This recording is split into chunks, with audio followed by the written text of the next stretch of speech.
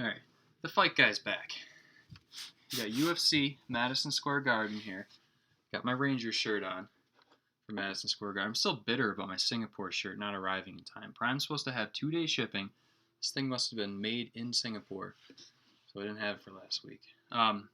Past couple weeks been a little tied up with time-wise, so I haven't done a full breakdown. I wanted to get back to doing the full breakdown because I wanted to do this habit.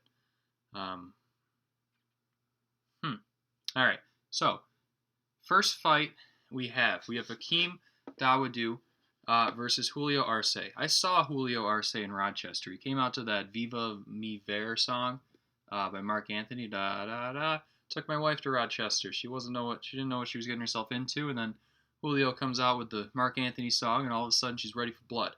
So that was good. The difference in this fight is Hakeem Dawodu is a counter striker. He likes to kick. He will not punch you unless you go first. You ever have those fights that are really boring with two counter punchers? Like, he is one of those guys that would participate in one of those like really boring fights. So yeah, he won't punch you if you don't go first. He likes to stay at distance and uses kicks because that's a longer distance and those are safer. He likes to stay out of range and kick you. He doesn't have a great chin. He lost his UFC debut because he got rocked by some dude who, I don't know, basically some dude is an accurate description. Julio Arce is a fantastic boxer, primarily a boxer, southpaw, and he's a very good fighter. But the difference in this fight is Dawodu's size. He's maybe an inch or two taller. He's got 2 or 3 inches reach. And Dawodu is an aggressive fighter that's going to go right into Dawodu's counterpunching style. So I have Dawodu winning a decision here. I'm not sure I don't think that was anything that I thought had value for betting. All right, next fight we have Lyman Good versus Chance Rencountre. Now, Lyman Good was in Bellator, apparently. He's got a little bit of a history. He got popped for steroids, claimed contaminated supplements. Make of that what you will. I don't know. He is a boxer. He's very powerful in the clinch. Very strong guy. He has a strong top position, strong ground and pound, strong clinch in the corner where he can hit you with elbows, and he ended a fight with an uppercut. He's a threat to end the fight. But he fought Demian Maia, and he kind of is out of there in 2 minutes. Kind of backed up against the fence. He was afraid of the shot. Chance Rencountre is not Demian Maia, but Chance Rencountre is a grappler, wrestler. He's like a junior college All-American. He has a grappling pedigree. That is his what he's good at in the UFC. Rencountre is not much of a striker, but he does have a long left hand, and he is a little bit longer, and he can judge distance well. But what he really wants to do is take the fight to the ground. So how can he take the fight to the ground? Because if he can take the fight to the ground, this might be a problem for Lyman. So he likes to catch kicks and take the fight to the ground. Lyman is not a big kicker, so I'm throwing that out the window. He waits for a punch and he'll time the punch and then he'll shoot for a double, which I think is going to happen in this fight. Lyman Good is a boxer, and you're going to see Rencountre time a punch and then shoot for a double leg. He's also capable of wading forward, just generally just getting in there and clinching. And Lyman Good does have hands to stop that. So I think the most likely scenario is you're going to see him engage him he's going to start out the fight engaging in a striking battle, and you're going to see him Rencountre stay a safe distance away, and then time a punch and shoot a double and take the fight to the ground. And I actually think Rencountre is going to submit Lyman Good before the night's over here. Because he is good on the ground, and he's very long. He has long limbs. We talk about long arms for reach, but the body triangle and those long legs work real well for him in the ground game. So I got Rencountre. I'm I'm gonna say submission in like the second round. I mean, Lyman Good just didn't look good versus Maia, and it wasn't even like people have fought Maia and survived. Like obviously Maia, I love Maia. Like we may never see another Damian Maia, but just I don't know. He didn't look good versus Maia, so I think Rencountre is gonna get him rear naked choke in the second round. Katlyn Chookagian versus Jennifer Maia. So Katlyn, anytime you have a YAN or IAN, there's an Armenian last name. My wife is Armenian. There's another guy in Shahbazyan who's an Armenian guy. So if you search this Katlyn Chookagian, I bet an Armenian flag shows up somewhere. She's kind of a karate style point fighter. Very good. She's that new 125-pound division is what she's competing in. She lost to that little Scottish girl in a real close fight. She fought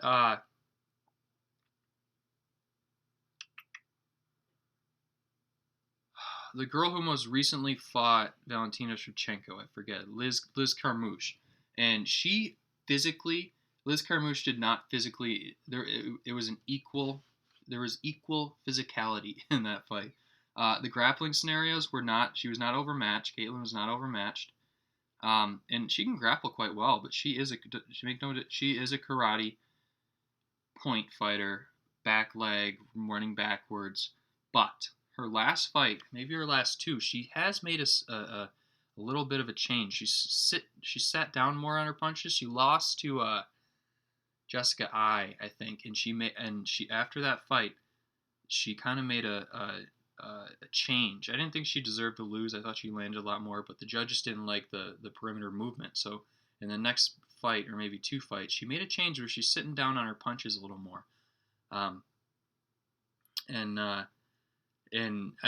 She is a long fighter. I think she's 5'9". She's got a long reach, like 69 inches or 68 inches.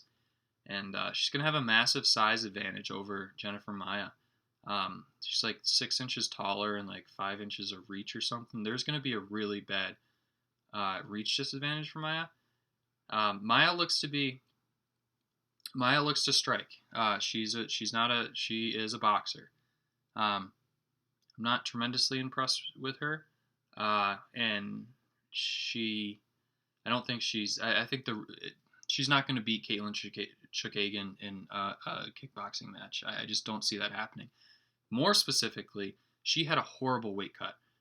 She was shaking. She just one of those weight cuts that looks really bad. The last thing to rehydrate after severe dehydration is your brain, the cerebral fluid around your brain. There was a surgery the other day, and this guy was going in, and we were looking for spinal tap. We were doing a spinal tap to look for meningitis to see if it was the cause of delirium, and we couldn't get any spinal fluid because he was so dehydrated. So we sent him back to the floor to get hydrated like overnight, so he can have that spinal fluid to test for meningitis or whatever. Similar things happen in here. Jennifer Maia is so dehydrated she cannot take a shot because the brain that lacks cerebral fluid is not going to take a shot well. That's why guys can't take shots well who cut too much weight. And this was a bad weight cut. With the size differential, with Chookagian kind of making a little bit of a change to sit down on her punches, I see this girl ending it in the first round with a knockout. And I think that's a good bet. Round one and knockout proper, like 1,500 and 1,600 or something. So if you're into the betting game, round one knockout Katlyn Chookagian, I'm pretty sure there's a lot of reason to believe that's going to happen. All right, so we got Andrei Arlovski, Jairzinho, Rozen. So this Jairzinho guy is a kickboxer. He's got like 75 kickboxing matches. He fought the Junior Albini guy with the guy with like the diaper, the real fat Brazilian guy. Who looked like a baby one time. And he all over him on the ground. That Junior Albini is not good, but he was all over him on the ground. The whole thing is Jairzinho here can't wrestle. His ground game is terrible. But he does have power in his hands. He's a big heavyweight. Andrei Arlovski is actually a lot bigger than Rozen. here, even though the attributes on Tapology or whenever they introduce, they're similar in size, but they're not. So Arlovski basically needs to clinch. If he's going to win this fight, he needs to initiate the clinch and take the fight down. The last time he had a similar opponent like this is Stefan Struve, like 6 fights ago, and grappling and clinching was a part of his game plan. So I don't see why he's not going to have the same game plan here. Like, you can't come into this fight and just think that you're gonna like kickbox with this Jairzinho guy. That would be really dumb. Andrei Arlovski has been around for a while, but he's still at American Top Team. If American Top Team and Mike Brown goes out there and tells him just go out there and kickbox with this dude, like that's not a good decision. That's not what American Top Team would do. He's going to initiate the clinch. This Jairzinho guy fought Alan Crowder, and I remember talking to on the phone with my buddy, and while I was on the phone, we were both watching the fight. It was on speakerphone or whatever, and I had to explain how I bet on the guy who lost in 3 seconds to a jab, who got knocked out to a jab, because I thought Alan Crowder was going to wrestle this guy. The UFC didn't really get what they wanted when they booked Alan Crowder. They wanted to see this Jairzinho guy have his wrestling tested. It wasn't. He knocked this guy out with a jab, and it was just one of those things that just, caught him. Alan Crowder is not fighting for a title anytime soon. He's there to test the wrestling, and he got caught with a jab. So I think I have to believe that this is a close fight. This is not one that you'd want to bet on if but I have to believe that Andrei Arlovski has the wrestling chops, has the grappling chops to take this guy down. He looks terrible on the ground. Terrible on the ground. Terrible. Awful. I can't believe that Andrei Arlovski would not be able to take him down. I don't believe that.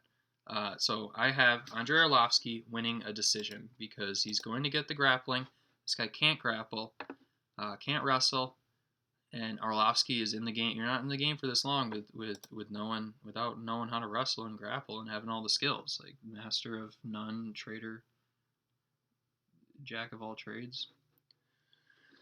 All right, the other Armenian on the card, Edmen Shahbazyan. Every time I see him fight, I see him starching dudes in the first round. My wife's Armenian, so when he fights, it's a family affair. Now, I did not realize that he fought Darren Stewart, and there are massive holes in this guy's game. He went out there to wrestle Darren Stewart, which is not a bad idea. Darren Stewart can't wrestle. That's one of the ways to beat him. But the problem is he gassed out in that third round. Darren Stewart was going to take his head off if he had a little more cardio. Like he could take a punch, but he landed some desperation takedowns because Darren Stewart can't wrestle, and Darren Stewart was also tired. Brad Tavares is a boxer. He's a real tough Hawaiian kid. His takedown defense is good. Like, you're not taking him down, and Edmen Shahbazyan, like, his grappling is his MO. Like, that is what he likes to do, grapple.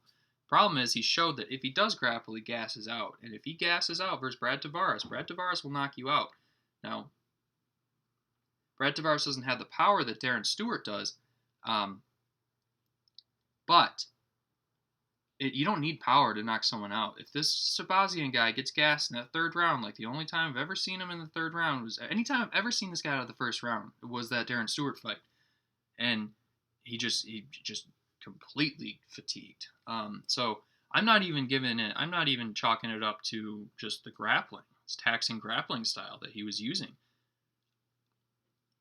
I don't say, like, he's not going to knock Brad Tavares out. Like, this is a real test for him. And I think there's a real possibility that he kind of gasses out in that third round, and Brad Tavares catches him in that third round and starts hitting him, and it's over.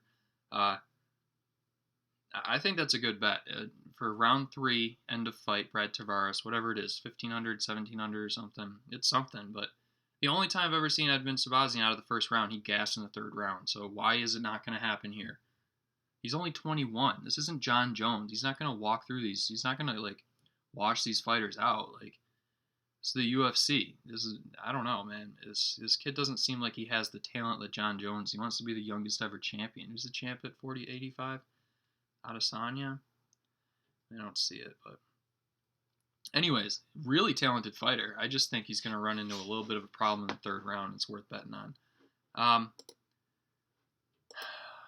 What am I going to do for this one? What's the most likely decision?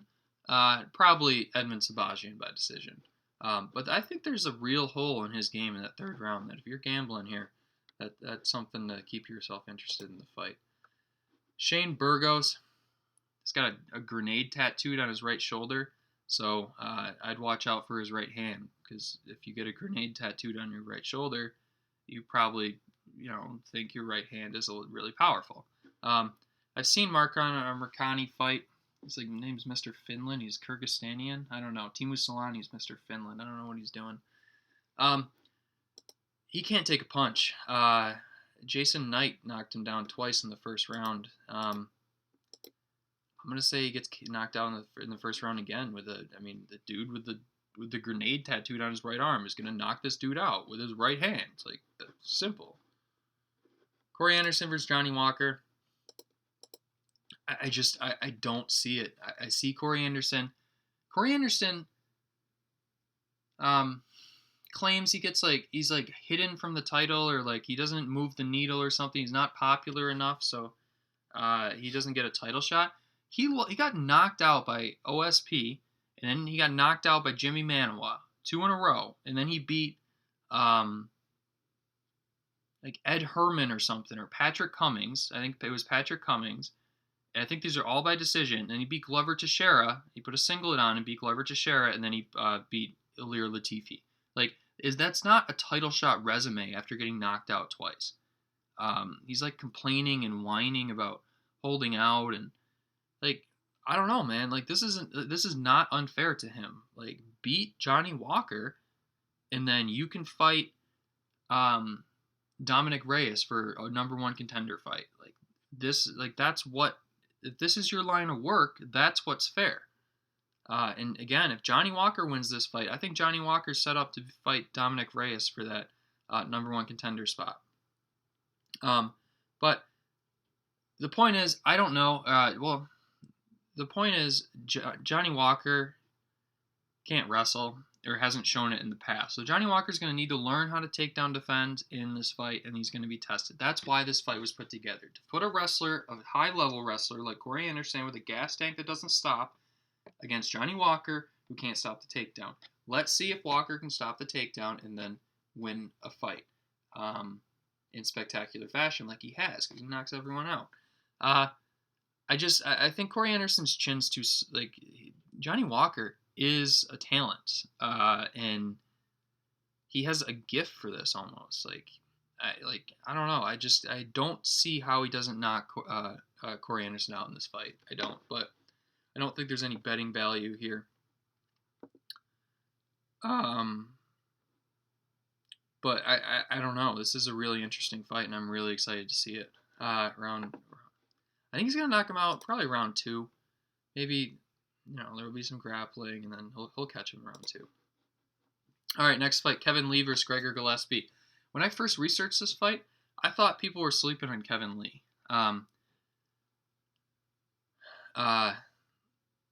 He's got a massive size advantage. He is also a high-level wrestler, MMA wrestler. And Gregor Gillespie is, that's got the All-American chops. 4-time All-American at some college or something. But it doesn't just because you're a wrestler in college doesn't mean you're an MMA wrestler and you're going to run through everyone. Kevin Lee is a high level wrestler, and I had the opinion that Kevin Lee was going to stuff the takedown because he's not alien to MMA wrestling. That's just, and I thought people were salivating over Gregor Gillespie, and I just didn't think it was warranted. Because size matters a lot, and Kevin Lee's going to have a massive size advantage. Of course, the alternative argument is Gregor Gillespie has a massive cardio advantage in this fight. And he is relentless with his takedowns, and he goes from side control to mount and keeps mount real well. And there's a very reasonable argument to say he's gonna gas Kevin Lee out. What else I want to say? Oh, Kevin Lee's also very good on the ground. So if the fight gets there, like, let's say that there's a clinch against the fence, and then Kevin Lee wins a scramble and is on top. He can easily get a body triangle, and I don't think we've seen Gregor Gillespie fight, defend a body triangle or be in a threatening position. A long time ago, I saw him in mount, like back mount, kind of getting saved by the bell. So there was a real like threat. Kevin Lee poses a real threat, and people aren't giving him enough credit because Kevin Lee hasn't had much success in the UFC in his recent run. He went to TriStar. Not necessarily sure if that's going to help him in this fight. But I came to the conclusion I hate his haircut. Kevin Lee has the stupidest haircut I may have ever seen, but I'm gonna hold back on saying that. But I just can't. I thought he was a good bet, and then I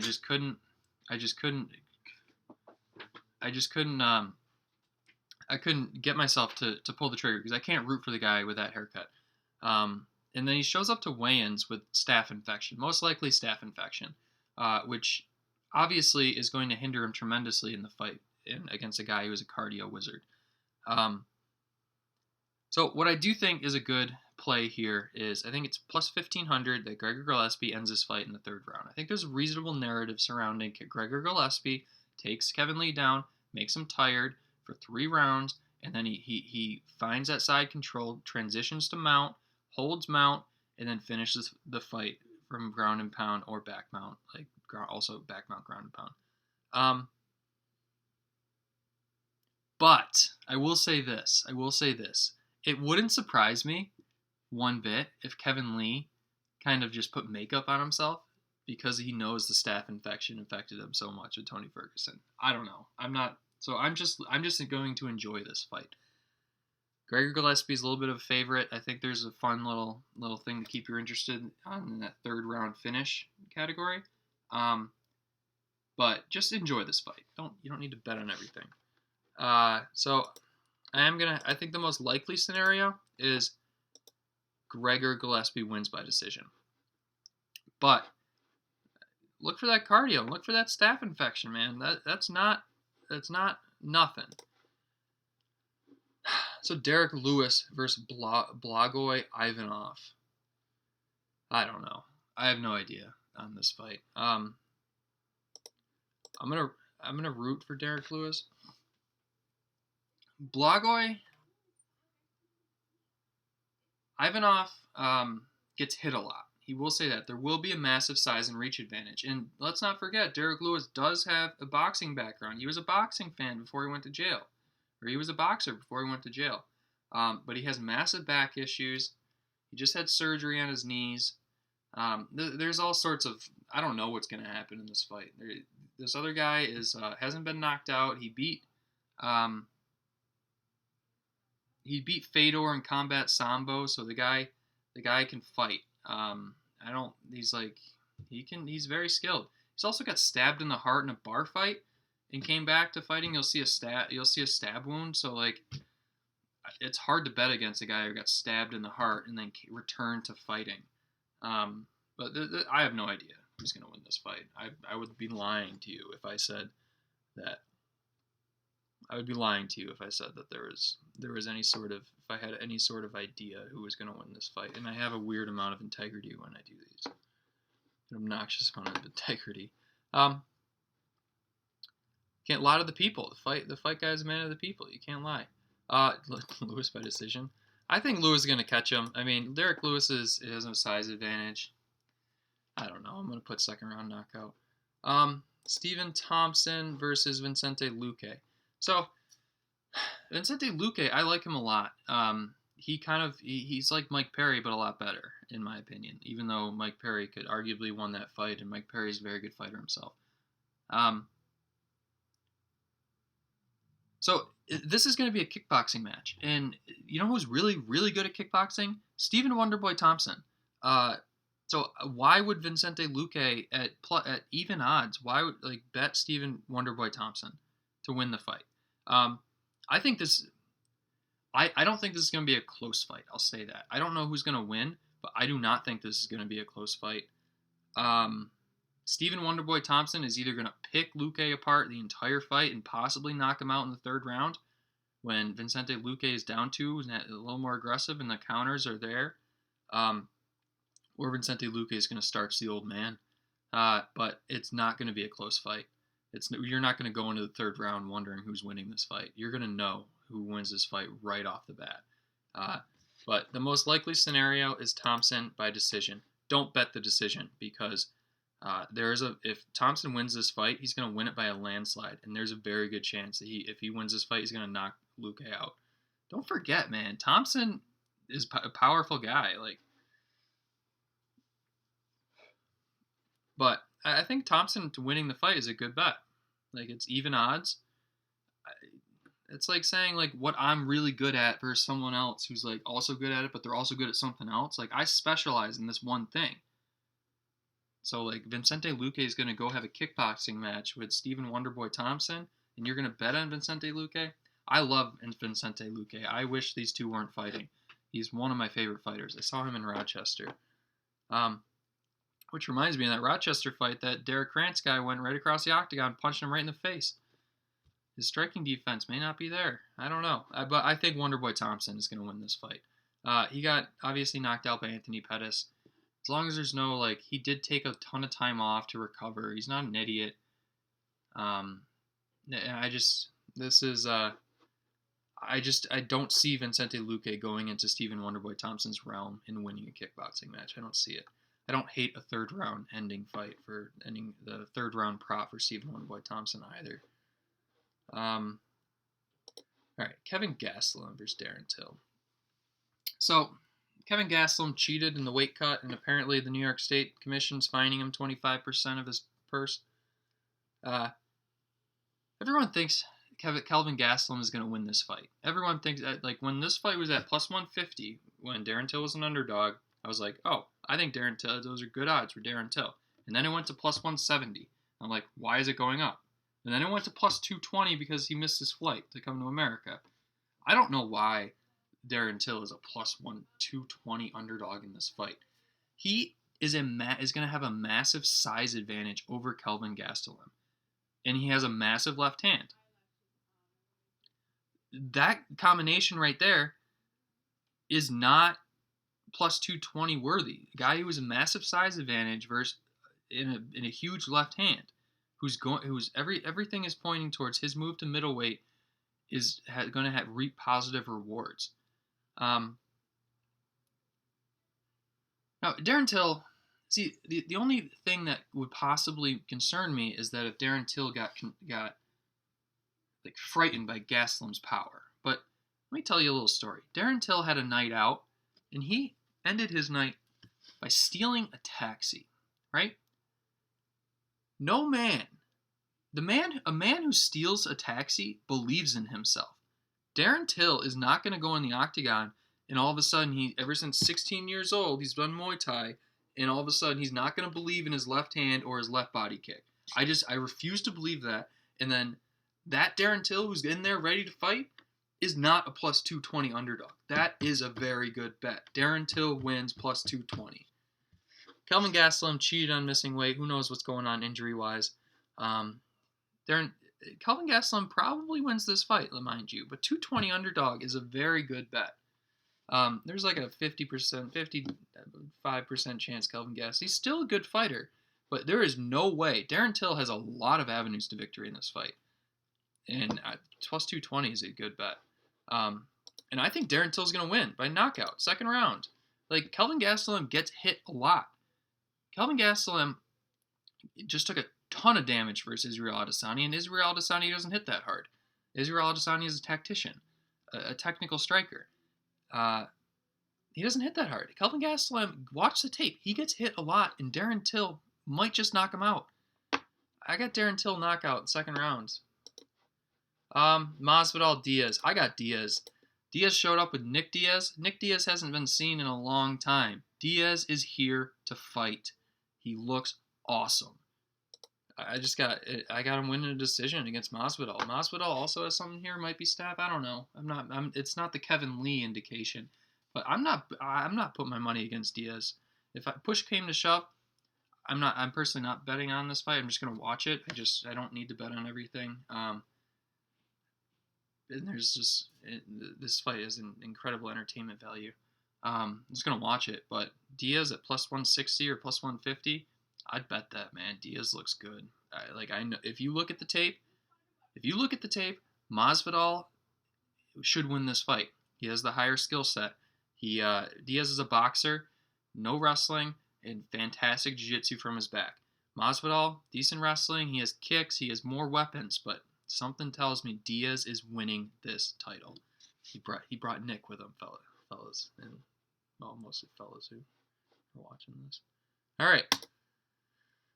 Past couple weeks, 2 weeks, I haven't done a breakdown as much as I'd like. I looked at all the fights. This week I looked at all the fights, and I'm going to do that in the future. If you really want more insight on this, I'm going to put my blog link in the bio or whatever the heck, the description. So just click on that.